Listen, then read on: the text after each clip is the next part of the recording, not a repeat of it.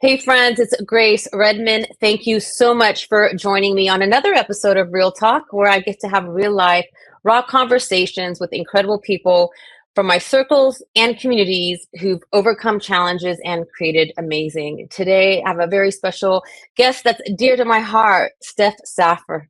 Steph is a speaker, workshop facilitator, and certified executive coach who helps people create their own version of a 10 out of 10 life, one rooted in health, confidence, and meaningful impact.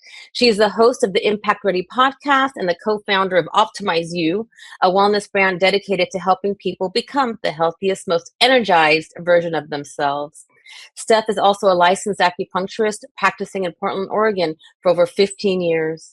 A lifelong fitness enthusiast, she taught spin for 10 years, giving her firsthand insight into what it takes to build strength, discipline, and resilience, both physically and mentally. As a speaker and trainer, Steph works with individuals, entrepreneurs, executives, and teams, teaching them how to live an influential, impactful life. Her work spans health, wellness, personal power, confidence, and finding peace and balance, helping people show up fully, lead intentionally, and create lives that feel aligned and fulfilling. Please help me welcome Steph Saffer today to the show. Hey, Hello, Steph. Grace. Hi, I'm so happy to be here. Thank you for having me. Thank, yeah, thank you for joining me. I always love being in your energy space because you have such a great energy and a high vibration. And I'm like, I'm in for that. Let's do it. All right, let's do it. I really love the impact already, not only the podcast, but I've heard you talk about impact and just was curious, like like how did you come up with that impact already? Oh God. Okay. Well, I think really what it came down to is I've been working in different capacities with people for 20 years. And sometimes very up close and personal in a treatment room, sometimes leading a fitness class, sometimes one-on-one in a coaching setting. And I just became very aware of the fact that people struggle. They struggle in their lives so often. And it's not because they lack talent or discipline or capability. It's because they're either painfully unaware of their impact that they're having, or they're aware of this unrealized potential and it just eats away at them. And so I thought to Mm, myself, we need to learn as humans how to manage our energy and manage and be more intentional about our impact. And nobody's talking about this. We talk about a lot of different things. We dance around it. We totally. talk about intention and we talk about managing your feelings and your energy, but we haven't really been talking about it through the lens of impact. And it really got me inspired to think about how could I help people become more impact ready, more ready to show Mm, up intentionally and own the impact that they have. I love that because it's twofold. How the impact, what does the impact create in our lives when we step up, number one, and number two, how are we impacting the world around us? It's very Absolutely. powerful, very Absolutely. powerful. Yeah. A lot of people It's think impact is just the outward expression of their energy. And what they miss is no, no, no. You get to have impact on yourself. The impact that you have Yes, is what creates your own life. It shapes your yes. path forward. How are we not focusing on that? Absolutely. And I learned the hard way that the world outside, our external world, is really just a reflection of our internal world, our internal landscape.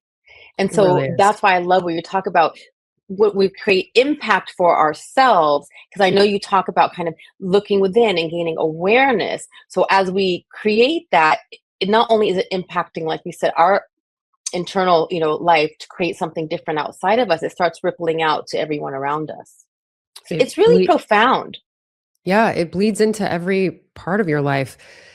I think if we have the awareness and the ownership to stop reacting to life Mm, and start creating influence and being proactive, it's a completely different experience. The way that 100%. we walk through life is a completely different experience if we feel like we are in charge and being proactive, being the captain of our own ship versus reacting and being tossed around in the waves of life as I see it. Mm. That's why I love hanging out with you. We speak the same language. I remember walking out on the baseball field when my kids were young, and it's early, and the moms are like, they're like, "Good morning." I'm like, "Good morning." They're like, "How's it going?" I'm like, "Hey, living the dream." And they're like, "What is wrong with you?" And I'm like, Who made you so happy today? I know. And it's because even at that, early stage in my life and career, I understood that I'm creating my reality. However, like you said, it's not talked about often enough. I feel like we get, like stuck in the, or conditioned to believe that everything is hard and that we have to struggle. And of course, we're going to have struggles and there are going to be challenging moments. But why is it so challenging for us as collective to embrace the fact that we really are creating our realities? Yeah, there are a lot of cultural, societal narratives that tell us that things should be a slog and a drag. And I think along the way, growing up, we're not really taught to be in choice. We're not taught to Mm, choose the way that we respond. We're not taught to choose the thought that we have about something or the perspective that we want to have about the circumstances in front of us. And as a result, we're really disempowered. People go through really challenging things in their life and they have no awareness that they actually have a choice in how they view that thing. And so I think for a lot of people, they feel really out of control. They feel like a victim to their circumstances. mm, And to then learn, oh my gosh, I can actually choose to view this situation differently or find some sort of silver lining here. That is, it's so freeing for people and it's so yes, empowering. They're like, oh my God, this is a whole new world to me. And that yes. is it's one of the most, it's one of the most beautiful things that you can witness working with humans in that capacity. Absolutely, absolutely. And, learning those principles from my own coach over 10 years ago is what inspired me to really invest in being a coach, being a speaker, because once I felt that freedom that you're talking about, I was like, I lived in my own prison. Like I was that person that was in victimhood and I didn't even know Yeah, it. I didn't even realize it because I was absolutely. smart and hardworking and I was a good person and I didn't realize like I was blaming my circumstances. And so now if I'm having a challenge, I'm like, okay, I know I'm the problem and I look within myself, which most people don't do. Like I say, I'm the problem. If there's something happening, it's not working out for me, I know I'm the problem and I start looking at what's my part and how can I do this differently. Yeah, it goes right back to what you were saying about that internal versus external terrain. If we look within, we often find the answers for what's outside of us. And that's Yes, exactly what you're saying. I think if we can feel empowered here, then whatever is happening outside, we have the ability to navigate that well. And if not, if we don't have that ability to look inside, it's very challenging. It's very painful. yes. It's very painful. And I'm sure you've had this experience. I have people in my life that I love very much. And I am seeing them going down these paths. And you offer your advice once and then you stop because it's not your it's their journey and you learn, right? You learn to Yes. shut up. I'll Yes. just be transparent. You learn to shut up. Yes. And just like watching, like, oh my gosh, like you don't have to go through this.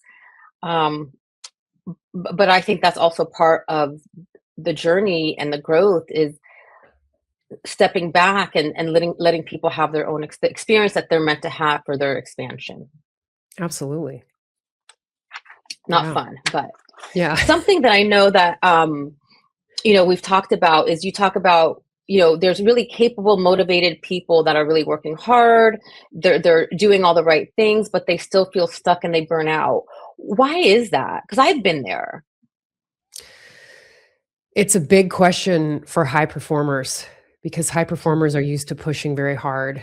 And it can be very frustrating when you feel like you're putting in so much energy and you're not getting the outcomes you want. And I think what that speaks to is that most people, again, are not lacking discipline. They're not lacking intelligence. They are stuck because they are pushing so hard and they're operating from this place of extreme effort and not managing energy. And so they're just pushing harder and harder without ever really learning how to manage this internal state, the feelings, the thoughts. Mhm. And that's what drives actions and outcomes. And so if we're not Mhm. managing that, we feel that sense of burnout. Totally. And so when your mindset, when your energy, when your thoughts, feelings, emotions are not aligned, even the right actions can feel really hard. Even Yes. doing the right things can feel like a slog. And so that's where the burnout lives for people is they're just not able to manage their energy. All they're thinking about is effort, push harder, grind harder. And so when they're burned out, it's not because they're doing too little. They're often doing so much. It's because they're doing it all without much self-awareness. I've been there, and there's Ah, times I so have fall I. back into it. So have I. Absolutely. I mean, there's so many times in my life where I can think I am forcing this situation. Mhm. And I wasn't aligned. I wasn't maintaining or managing my internal state. I was sort of raging against the world and raging against my current reality and my circumstances. And once you start to recognize I'm basically throwing a tantrum here Totally. against my own reality, no wonder this isn't working out for me, that becomes the key to the door. And you start to be able to manage that internal state and find, okay, wait a minute, there is peace here even in the storm. Mhm. There is some ease even in some chaos. And when I can harness that, things start to flow. Yes, sister. And I've and I've experimented, because, I come from that hustle and flow, generation, Oh, yeah. and Yeah. that's how I created my success. My initial success was created from hustle and flow, and I was unfulfilled and burnt out and always had a backache or leg or something was always off, and I Isn't was that the young. trap though? I mean, isn't that the trap? Is that you were somebody who were grinding, you were hustling, and it worked for you. And so there's all of these people in our generations who are like, wait a minute, this strategy works for me. Why would I stop doing this? And I think the thing that we miss is it's not either or. It's not that we can't work hard if we have cultivated a sense of self awareness and alignment. We can actually have both, but it's Yes, often that we think, oh, black or white. So grind or like relax, find ease and alignment. No, no, no. You can do both. And that's yes, when you start to put your foot on the gas pedal. yes. And when I was in the hustle and grind, because I had awareness, but I wasn't aware that I had awareness, if that makes sense. When I go back and read my journals I'm like, God, did I really know that? But I didn't know Yeah. that. Um, but I didn't feel enough. I didn't feel fulfilled. Yeah, I would go out and have fun, but I always felt like something was missing. There was a void. And, Interesting. and that, and so many of us, a lot of the clients that I work with, we tie our worth to our achievement, Oh, yeah. to the bottom line. And I've done many experiments over the last few years. And my experiment last year, I'll share it with you in a second. But a few years ago, I was like, you know what? I'm just going to play. The business will run itself. And I mean, I still took care of business, but I wasn't like you see me, I'm in it right now. I wasn't in it. I was like, okay, I'll take care of what I need to. Then I was traveling, playing, dancing, having drinks and martinis in the middle of the day. And guess what happened? Business flowed beautifully, Look at that. beautifully, beautifully. Look at that. And then I'm like, oh, I want to put a little hustle in this last year. And guess what happened? Uh, I was like, that was a lot of effort. And I didn't see the return on the effort. And then Mhm. unconscious, I was like, ooh, Grace, you got to step back and you got to, like you said, manage that state. And so now in 2026, I'm going to do a new experiment. What's And the that new is one? going to be what we just talked about. It's like, yes, I get to hustle and I get to ease because I really wasn't in too much of it. Yeah, I mean, I took rested and I traveled, but I was pretty much like pedal to the metal and it didn't Yeah. work. And thank you so much for tuning in. We really appreciate you here at Real Talk. If you've been inspired by what you're hearing and you're ready to take things to the next level, I would be honored to work with you. If you're a leader or entrepreneur ready to soar, I offer one-on-one coaching to help you create a business and life of freedom that you are excited to wake up to. And if you're craving something more intimate, I offer a personal VIP day that includes deep dive coaching, a nature walk, and an early dinner. I promise you will leave just feeling rejuvenated. If this speaks to you, please reach out. and let's do this together. You can find me at www.graceredmond.com. Now, back to the program. The way I think about that scenario a lot, I think about how do I check in with myself and do a little audit of what the current state is. And so I think about it often as a river, and I'm the one on the inner tube, Mm, and I'm mm, rafting down the river on this tube. And I imagine, am I swimming upstream and like burning myself out and like feeling mm, the fatigue in my arms from paddling and just really getting nowhere fast? Or am I letting myself flow with the river? Because when I can think about mm. it that way, it feels very visceral. And it's not that I'm not going to paddle out of the way of a big boulder. It's not that I can't Right. have a little bit of hustle and grind or a little bit Yeah. of work, because I'm definitely going to be navigating myself and paying attention and putting a little effort, but I'm not going to be doing the fruitless effort of trying to Yes. go the opposite direction of how things flow.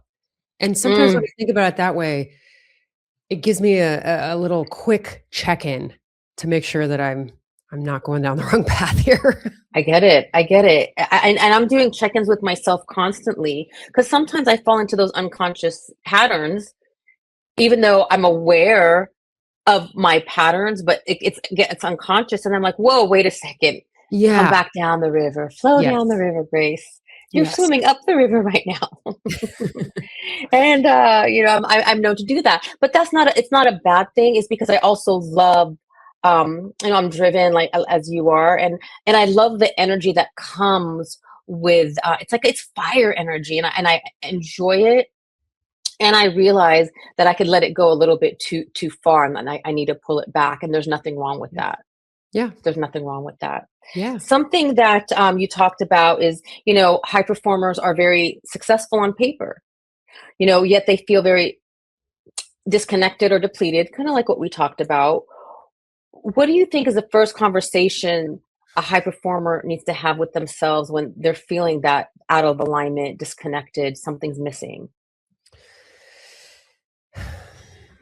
You know, I think when somebody's working really hard to create the life they want, whether it's in their career or within their relationships, in their home, for their personal life, if you start to feel like the success is heavier than it is freeing, Mm, mm, that's kind of when you need to check in with yourself. And that's kind of when this whole idea of my own self-development, maybe I've like hit my wall with that and I might need to reach out to somebody or, get a mentor, get a coach, because all of us are so capable and whole and resilient, but we do reach a ceiling for what our level of self-development is. We can only rise to the highest belief of ourselves. And if we hit mm, that ceiling, then we're going to feel that heaviness. And so if people are in that place and they're wanting growth that's faster or more intentional or just a little cleaner, that would be a catalyst for maybe doing an audit and saying, I need to get some other form of guidance in my life. Like I said, coach, a mentor, maybe a change of direction. It could be so many different things. But I just yes. think about that. Is it Mhm. heaviness that I'm experiencing, or is it freedom? Mm. I mean, I don't know about you, but I would say 99.9% of the clients I work with, something that they want is freedom in some form or another. It's one of my greatest values, and I think anybody who's an entrepreneur or, a leader of in some capacity, I think that is a huge value for people. I mean, Yes, freedom can exist in so many realms, but God, it's what we as humans really desire. It's one of our core human desires, core human I values. I agree. I totally agree. And we earlier we talked about, how we play the victim, and when I was playing the victim, I created the prison in my mind, and I had to free myself. So once I got the emotional freedom, because for me there's like a few pillars: emotional, mental, physical, spiritual, and financial freedom. So those are the pillars that I look at, and and I've created freedom in those. And then as you create the freedom, what I'm realizing, you go to another level and then there's more freedom to be had. And what allowed you to create that initial stage of freedom? Well, it goes back to what we were talking about. We create a reality, so gaining the awareness, right? What are our stories, the beliefs, stepping back. Was there That's why, something that we came into your life that allowed for that? A book or a podcast or a coach or a um, mentor? since I was, 15 years old, I was I was that person listening to Tony Robbins, Yeah. which goes back to, you talked about you talk about outgrowth, self-help, and solo effort. Yeah. I just think that we do. We all have that level, that ceiling in which we are capable of seeing our own blind spots. Self awareness is one of the most crucial qualities in a leader. And I think just in a human, if you want to have quality relationships and a quality life. But there are blind spots that every single one of us 100%. has. And by nature, we just can't see them. And so our self awareness, at some point, every one of us will hit our own ceiling. And I think that there are lots of ways that our perspective can shift. Sometimes it comes from the natural world, sometimes it comes from a True. crisis of some kind. But having something that will help us raise the ceiling is what allows people to continue to grow when they Mm. hit that blockade. When did you I've had a coach for 30 years, and before that I had, a therapist. And sometimes have several coaches. Like now I have several coaches. When in your journey did you realize like, hey, I'm ready to bring on a coach? It's interesting when I think back and I look back to when I was younger. We have so many coaches in our lives, from True. sports coaches to that really invested teacher to a friend's parent who is really helpful in guiding us. And so I think I've been really lucky to have a lot of coaches and mentors along the way. I didn't know that that's what I would call them, but they were just people who kind of helped guide me. And when I was in graduate school for Chinese medicine, I had a lot of mentors. And that's really one of the things that stuck out to me was these people are so skilled. I must learn from them. I'm going to let them Mm, help me light the way. And then getting into true self-development and my interest in personal coaching and executive coaching, I think it was probably about 10 years ago that I started investing in my own coaching, in like big time investing. You yeah. know, uh, it wasn't as common then. 10 years ago, investing in coaching was not something that was as well known as it is now. And so I True. was a little bit like, "Oh my god, what am I doing here? Is this going to be worth am I going to get the return on investment?" And once I started, I was like, "This is the way. This is the way." It just gives Hmm. me so much hope. Like this could help people so much. And that was one of the things that spurred me to get certified and become a coach myself, because I was like, we all need this. We just need We it so do. bad. I'm with you on that. It's very, very similar experience. Yeah. And now, I mean, like you said, multiple coaches. I think I have 3 coaches right now. Yeah, And I have several coaches too. yeah, they all do something a little bit different. They're all completely necessary for where I am in my life. And Hmm. I Hmm. value every minute that I have with them. Totally. Me too. And yes, I value every minute I have with them, and I value every minute I have with, my colleagues like yourself. It's so important to me, and I wouldn't be where I am today if it wasn't for, my coaches, my mastermind, teammates. It's very important. And I think we talked about this before we got on. Like there is a blue ocean in this industry, and it feels incredibly amazing to get in on it. Because you've been doing this for 10 years, as have I. It feels like amazing kind of to be in it at a time that's super exciting. And again, like we're talking about self-awareness, if everybody has a ceiling and we can only rise to the highest belief of ourselves, I'm like, we can only coach to the depth that we have been coached, in Hmm. my opinion. I just strongly feel like if we haven't taken ourselves to that depth and that level, it's really challenging to help take somebody else there. 100%. I agree, and that's why and I'm gonna ask. That's why all of the challenges that I faced in my lifetime, including my health crisis, it expanded my ability to hold space for my clients. And I'm getting emotional because I want to ask you a question because I recently was witness to you navigating your own health crisis. And if you'd like to share about that, it was just a gift to be on that journey with you and how you navigated breast cancer and chemo. Um, I want to touch on that and how the years of being an acupuncturist and a fitness instructor and a certified coach helped you get through. It was a storm. Although Yeah. it didn't show. You did not I'm going to be transparent. Like you showed up nothing.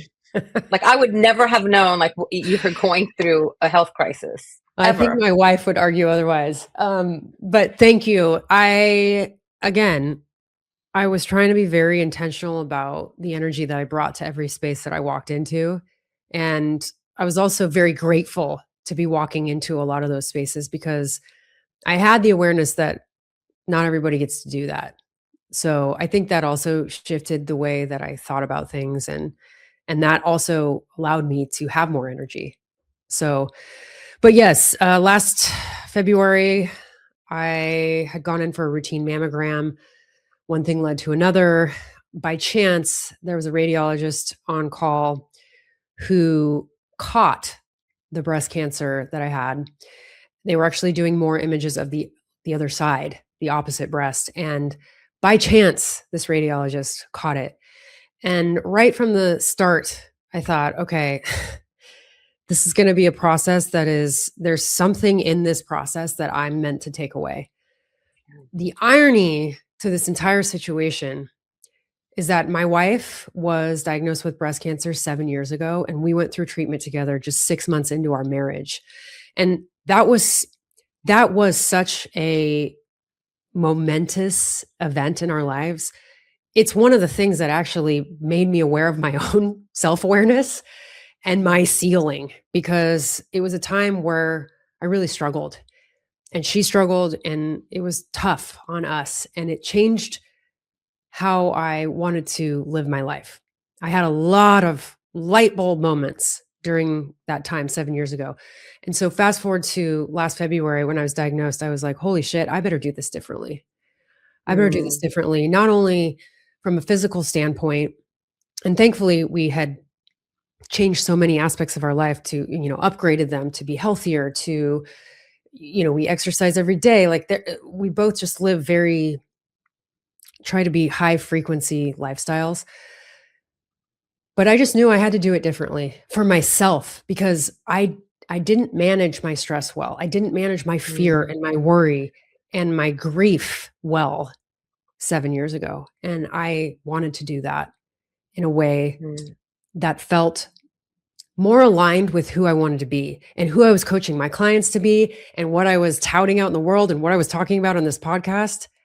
It was like, you better walk the talk here, Steph. Mm, And so that played a huge role in how I viewed 16 chemotherapy treatments, God bless. 2 surgeries, a lot of side effects. I had a lot of autoimmune side effects from the immunotherapy that they gave me.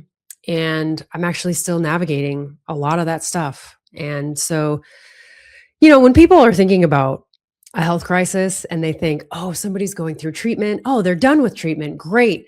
What I want to say to everybody out in the world is it's not done No, when the treatment is done. it's not. There is an aftermath that is often unseen. It is often quiet and lonely. And I always say to people, check on your friends 6 months after the event and see how they're doing, see what's happening for them, because I guarantee they're still dealing with the ripples. And at that point, a lot of the support kind of diminishes and, the big drama is over, but it's still going on for that person. So we're working through it every day. I mean, it's been you just show up every like you it's eh, I don't even know what to say, Steph. I mean, you just continue to show up and I like how do you do that? Well, you were talking about this fiery energy a bit ago.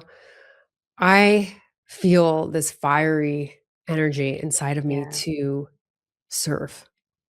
It's the best Mm, way that I can say it. It makes me yeah, emotional, but I think that we are meant to serve, and when we're I grounded in agree. service to other people, like, "Hey, I wanna help you remember how powerful you are. Hey, I wanna help you get through this transition at work," whatever it might be. "Hey, I wanna give you an acupuncture treatment."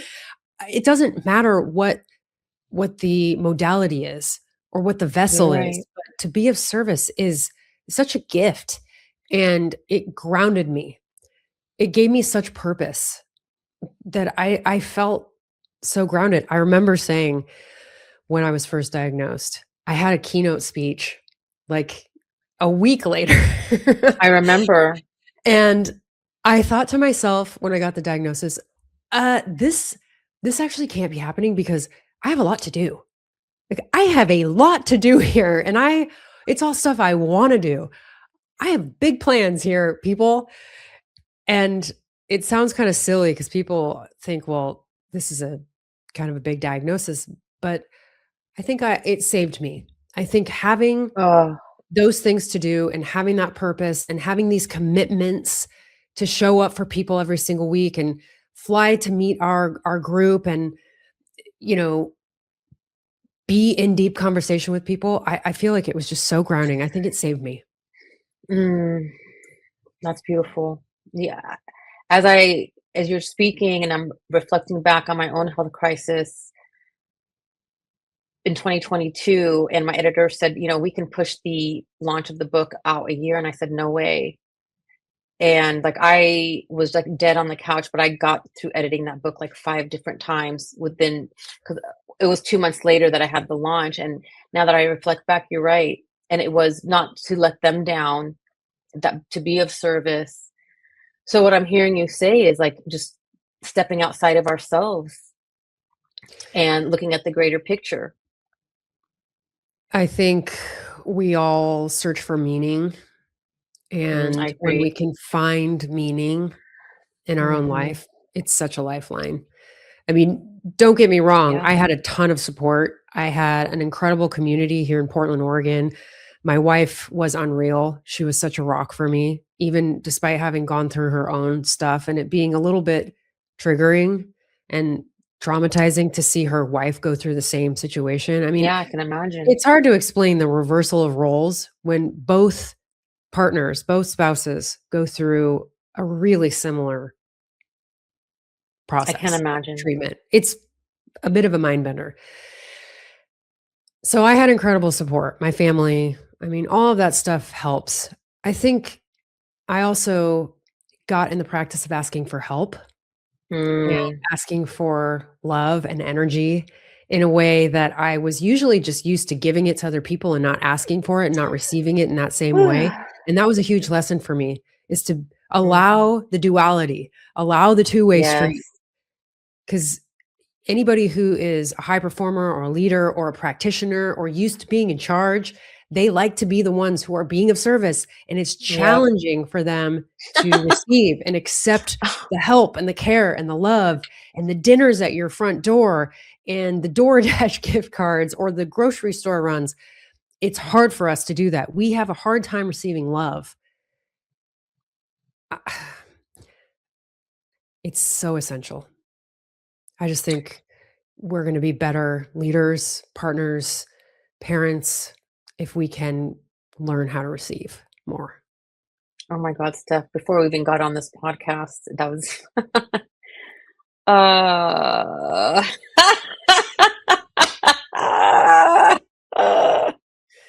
oh, the universe speaks. The universe speaks through you, through Steph Saffer. Oh, man. Um, yeah, I agree. I agree. It all comes back to us being able, like you said, to receive. And I do believe the greatest leader is the leader who has a great sense of self and knows their their worth, and that can receive because there's a different type of synergy there. They're not trying to prove themselves. They're not trying Right. to take something, away. They're not coming from the ego. They're coming from a very grounded sense of self. Which I want to bring this up. So definitely, we're high performers, and like you, I've been listening to 10X and Tony Robbins most of my life. And then, 10 years ago, I got introduced um, to the spiritual world where it talks about, surrender, acceptance, allow, we create our reality. And I do believe that 100%. Where I felt like it was slipping for me several years ago was, um, it can't just be the 10X like we talked about, and it can't just be the spiritual. And so what I've been making an effort to do, which I'm trying to merge them together somewhere so we can create from a place that's not just 10X and it's not just spiritual. Because I've seen this, and this is with all due respect, I'm not saying anything bad. I've seen the spiritual community and they stay broke, right? It's all love and light, and it's Often, not, there's, yes. you know, but then I Yeah. see the 10X community, and yeah, they're expanding and growing financially and businesses, but then they're broke emotionally, mentally, and spiritually. So is there like, that's kind of been what I've been working, like this thing. Um, and do we have to worry about the right language and the right are we going to find that person that can really integrate both pieces to create fulfilling lives of impact that you talk about in every way? It's a great question. And one of the big struggles for people, I truly believe that as Yeah. well. And I think the best way that I can synthesize this information in this question, because I think about this too. I'm sorry. I I I think struggle. about I go back. So honestly, I go back to some of these foundational principles in Chinese medicine. And I think about yin and yang and how there is always light within dark, and how you cannot have the seed of darkness without the shine of the light, and vice versa. Amen. And we have a very hard time, especially in Western culture, really integrating that idea. We think it's this way or it's that way. It's right or it's left. It's good or it's evil. And we lose this huge part of the spectrum of all the gray in Mhm. between, all the nuance, all the duality, all of the possibility and potential for Yes. other things. And I think that is it creates a lot of suffering. And so Yes. we often ask the question, how can I live a good life and be in integrity and be in authenticity and also earn a good living? Yes. There's nothing Because wrong with that. it is absolutely possible to perform, to be productive, to be efficient, and also be self-aware and Yes. be high frequency and high integrity. And when I say high frequency, I just mean the energy that we broadcast into the world is such that it is a high level of energy, Yes. love and gratitude and appreciation and enthusiasm. Yes. And that's what attracts opportunities and possibilities. And yes, again, I'm constantly experimenting. Yes, it takes effort, but if I'm efforting up the river, it's not going to work. So that's the yin and the yang that you're talking about. I feel like as it's coming through me, it's, flow. And as you said earlier, you're going to come against obstacles. Instead of pushing against them, you're going to flow with them. And then what's the Or paddle opportunity? around them, right? That Because too. we can all acknowledge that there is going to be struggle in our life. There's going to be Absolutely. challenge and struggle, and people don't like that. They're like, I should live a very comfortable life. I want everything to be easy. I don't want the pain. I don't want the challenge or the struggle. And if we just accepted that that was part of our being here on earth, and that there's a lot to learn from that, and that the challenge creates the growth, there's the little Mm, light in the yes, dark. There's the seed of light, the yin and the yang. absolutely. Why can't we just accept that there is both, and that it's all as it should be? I mean, we could Yes, I really agree. go off the rails on this one, but Oh, you have to come back because I want to be respectful of your time because we could go off the rails on this one because then we come to talk about resistance. And once we're in that place of resistance, then we hold off. And for me, my experience, the resistance is a 99.9, well, 100% of the time is fear. And then I realized this week, Steph, really what it is attachment. Mm. And so as I start to like realize, okay, there's a resistance, okay, then there's a fear, then there's an attachment. But as I breathe and lean into it, because like you said, with every, there's a darkness, there's light in everything. And then that opens up the possibility.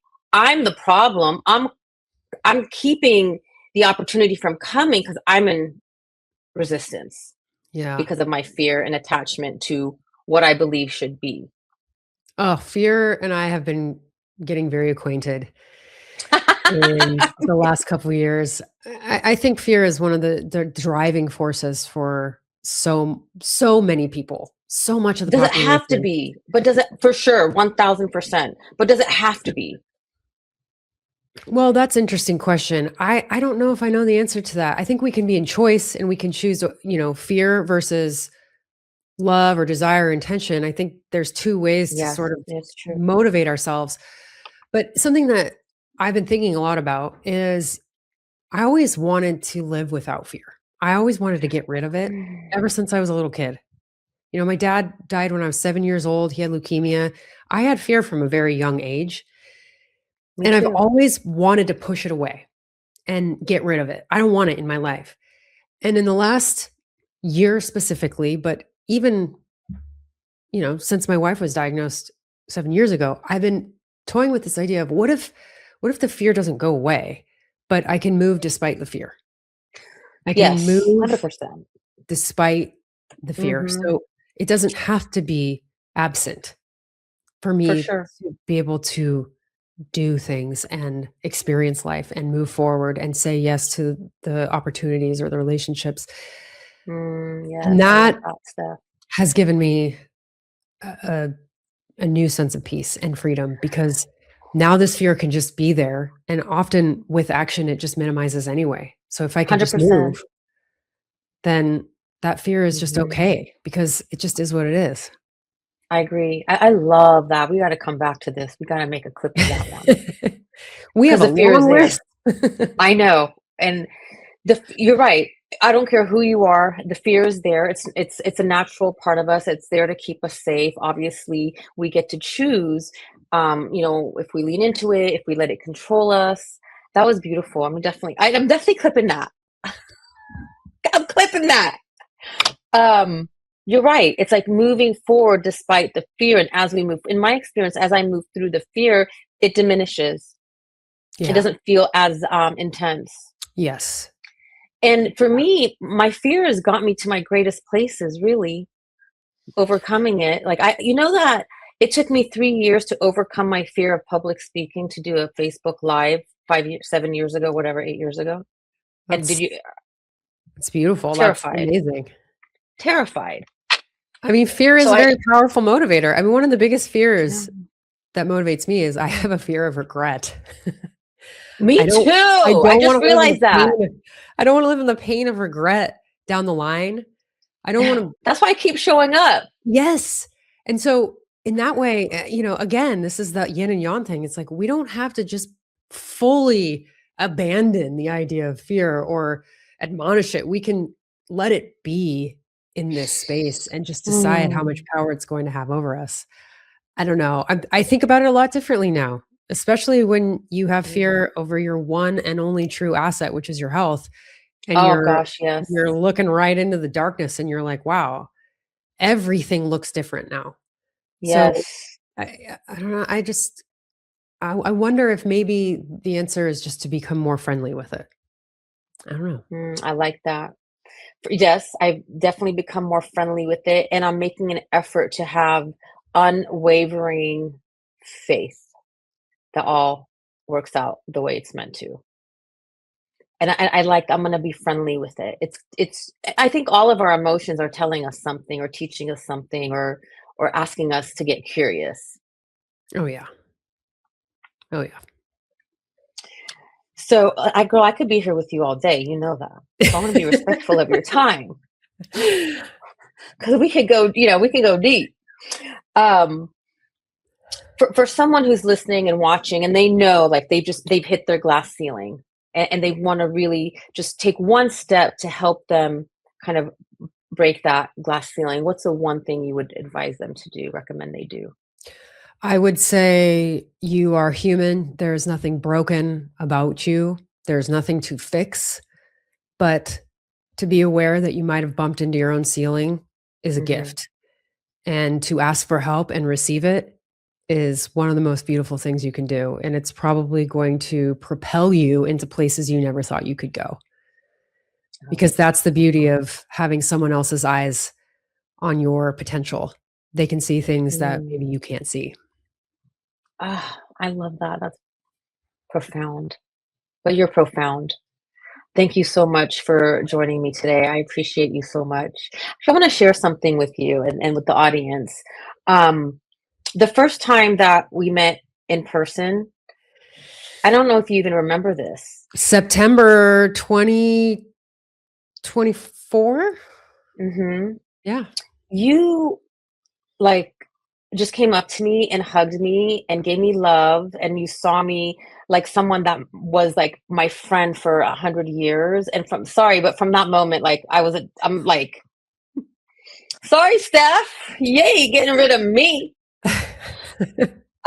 Just so you do radiate that love, and I don't think I've ever shared that with you, and I never forget that moment. So thank Oh, you very much. I thanks. appreciate I you. I'm glad that it landed well. My wife jokes with me. She's like, "No new friends at the airport today. Like, no new friends at this location that we're going to." Because I think she's like, "Stop collecting people." But I appreciate that, and I think it was probably in response to the energy that you were bringing to the room. Thank I you. think I Thank probably you. felt attracted to that. So I'm so Thank glad you. that we get to cross paths and be doing Yes, this me too. this whole thing together. Me too. Thank you so much. I appreciate you. And Thank you where for having can me. our audience find you? Because, like I said, Steph is definitely magical and you need to connect with her. The best way is my website, stephtsaffer.com. All It's right. And easy. we will share that with our audience. And thank you so much, Steph, for being here. We'll definitely have you on again so we can go a little bit deeper. And for those of you watching and listening, thank you so much. We appreciate you. And please like, share, subscribe so we can continue to bring you incredible guests like Steph. All Till next right. time, have a Thanks great for one. having me, Stay with me. Grace. Yeah, always a pleasure.